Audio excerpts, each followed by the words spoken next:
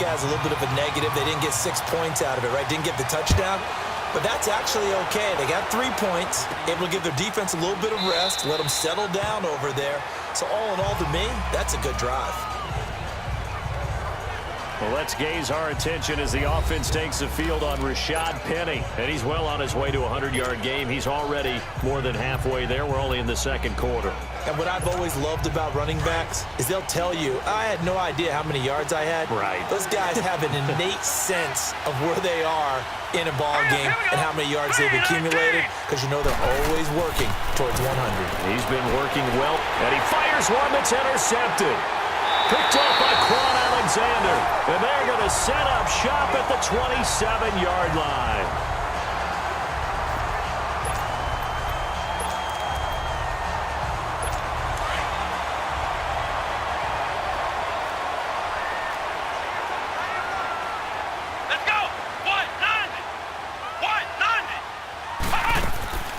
They'll run it now out of the gun. And he's going to fight his way forward here for a modest gain. Give him 5 on the carry there, and it'll be second down. Partner, I think from our experience together, we have learned that most offensive coordinators are going to tell you, if I'm going to run the football on first down, I've got to get at least 4 yards. They got 5 here. They've got to feel pretty good about that one. Here we go. Off the play fake, he'll look to throw. And an alley to run. And he'll slide down to avoid the contact. Give him 10 that time, escaping the danger, running with it, and picking up a first down. Partner, he was going through his progressions. Not there, not there. After about the third one, he decided he better pull it down and run for it. And he slides down and avoids the hit for good measure.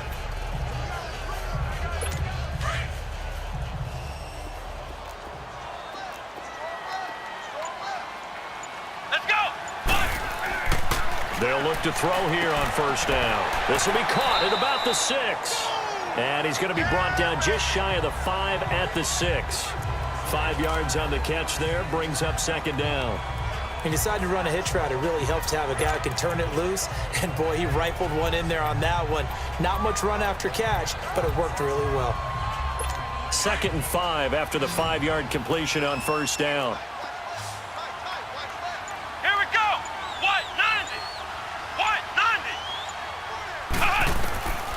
From the shotgun, he'll look to throw.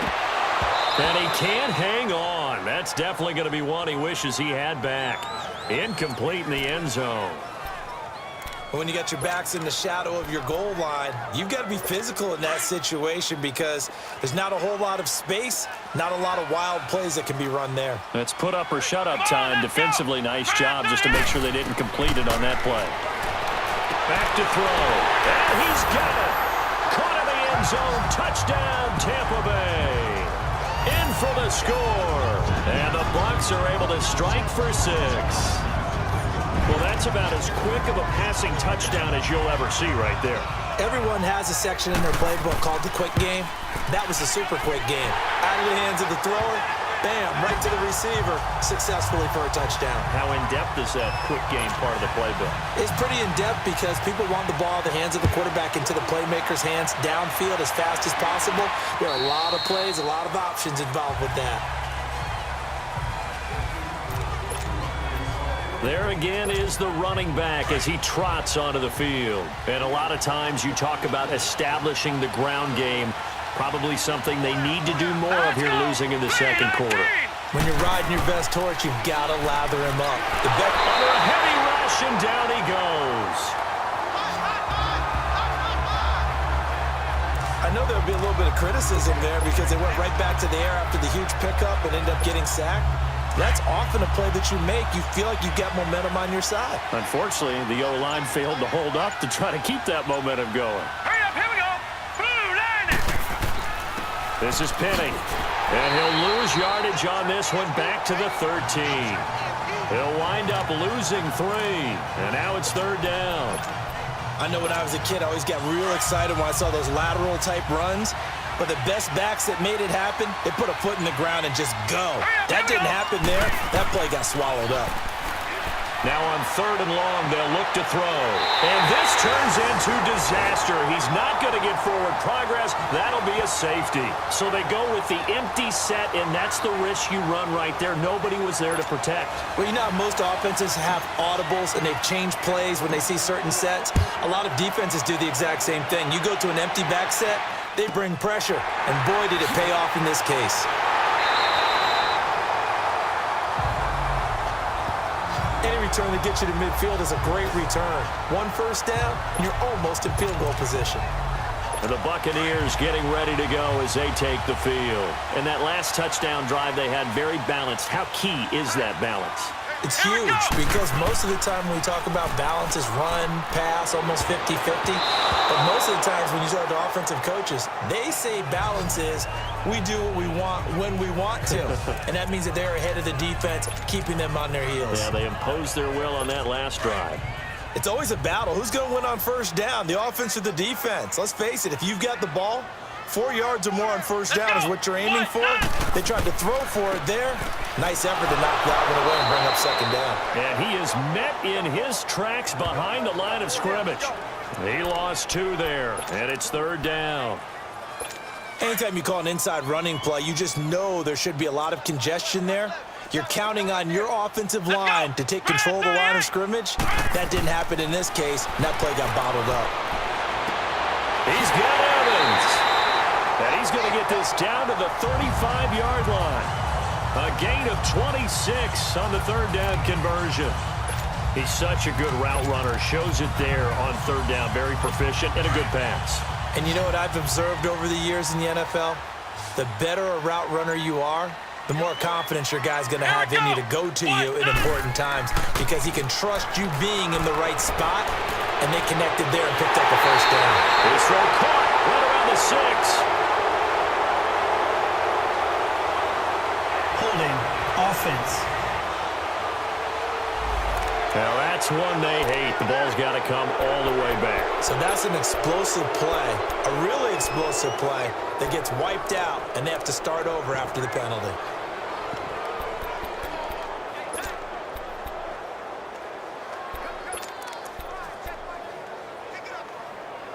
So following the hold, they're in a bit of a hole here with a 1st and 20. Come on, let's go. What? They'll look to throw. Escaping the pressure right. And he'll avoid the tackle there with a slide. The improv on the scramble there gets him 6, and it'll be 2nd down. Well, he did a nice job keeping his eyes downfield, waiting for someone to get open. But once the pressure forced his eyes down to see the rush, it was time to make a break for it. Come on, let's go. What? And they'll try the ground game here with the running back. And he'll get 4 here down to the 35-yard line. And that's one of the reasons you like to blitz even on rundowns. It confuses the blocking assignments. It doesn't allow those offensive linemen to get up to the second level. The Bucs on 3rd down. They've converted 3 out of 5 thus far. This is 3rd and 9. Let's go. Red 38. Red 38. He'll look to throw. And down he goes. They sack him back right around the 41-yard line. DeForest Buckner in there to drop him for his 5th sack of the year. I think you saw the same thing that I did there, partner. Remember, he's their backup quarterback, so the last thing they need is to lose another one right here on the sack. Looks like he's going to be okay, though. Yeah, he looked like he was favoring something in the left leg. Appears to be fine now, but you're right. That O-line, they got to protect him. And this is going to wind up left. Well struck, but it's no good. And this score will stay right where it is. So an empty possession there. What do you think went wrong, Charles? Well, it looked like maybe the plant leg might have given way just a little. And when that happens, guys have a tendency to pull through the ball to compensate. And in doing so, sent this one off target. They'll come out throwing here to start the drive. And his throw's going to be incomplete. The intended target was Corey Coleman. And now it's 2nd down. And that's one he's got to be happy to have back. There wasn't a hole open in the zone. You'd have to think on early downs like that first down there, need to be a little bit more careful. Yeah, fortunately for him, got a couple more downs. And a big loss here as he's taken down. Are you seeing what I'm seeing? That's 3 sacks now, and this team came into the game in the bottom 5 in the league in sacks. Yeah, What's going on? it's not been their bread and butter. I don't know. Is a blind squirrel finding a nut, or is this something they can build on? Well, they found some momentum. They found a crack in that offensive line, and they're putting it to good use. Gets this one left side to Pettis. 2 minutes to go here in the first half. We'll come back to Tampa after this timeout.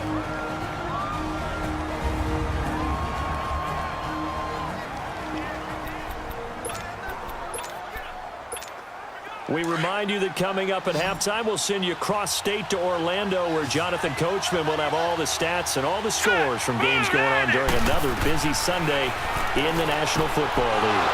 And a quick throw here, that's complete. And he is tackled inside the 40, not quite to the 35. That's a 4th down pickup of 10 yards, and an opportunity certainly missed on the defensive side. As a defender, I always found the slant route extremely difficult to cover unless you're able to jump on top of it early, because once he gets his hands on the ball, he's at full speed going away from you. It all happens in the blink of an eye, doesn't it? It really does. The timing is so important. That ball's got to be out of the hands of the quarterback and to the receiver like that. And if it is, you often get a very successful play. It's another 10 yards on that one and another first down. One thing you're hoping for when you run drag routes, you're able to hit a receiver in stride, and he can pick up a lot of yardage after the catch. But in this situation, the defense was effective, able to stop him before he could get a good head of steam going. Back to throw here. Now he'll dump it underneath to his running back, complete. And he's able to get it to the edge of the red zone at the 20-yard line. Give him 6 on the play, and it'll be a 2nd down. And we see another pitch and catch there to the running back. This position just continues to evolve. They become just as critical to the passing attack as a lot of receivers, tight ends, because their ability to make people miss in the open field can really generate big plays for an offense. Throwing again on 2nd down, but this time it's incomplete.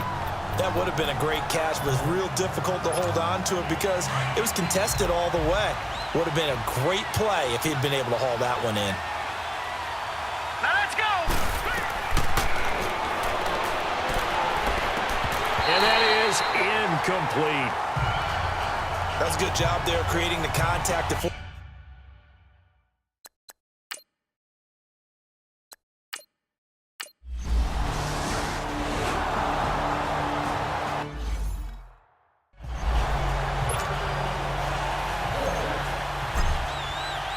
The punter Pinion now to kick this one away. This is taken at the 3. And he'll take this across the 25. Couple extra yards up to the 27-yard line.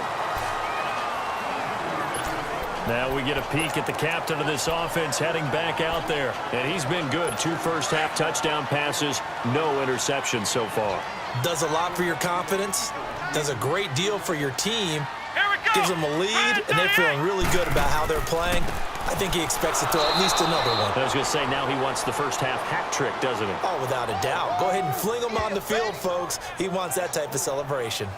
An interesting and intriguing decision there defensively because they kept extra DBs on the field despite seeing the multiple tight end look that came out for the offense. I thought they were going to switch out of it. I didn't know if they felt they didn't have time or what the case was. Well, in any event, the extra speed allowed for great penetration as they stuffed that one behind the line of scrimmage.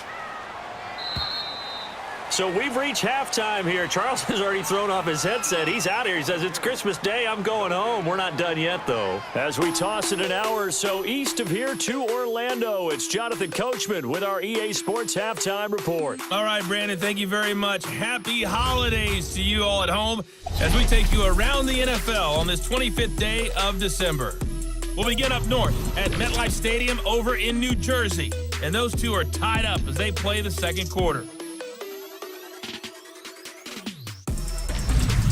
From there, it's off to Jacksonville to see what's going on with the Jags. And they trail the visiting Denver Broncos in that one. Mike Williams up over 100 yards receiving with 3 touchdown catches. Lastly, let's get to Pittsburgh. Check on the Steelers at home at Heinz Field. And for the moment, they trail the visiting Saints in that one. The Saints trying to hold on and claim victory. Meanwhile, in our game, no shortage of offense as each team has been able to move the ball effectively. Will the defenses show up in the second half? To find out, we give it back to our commentator, Brandon Godden.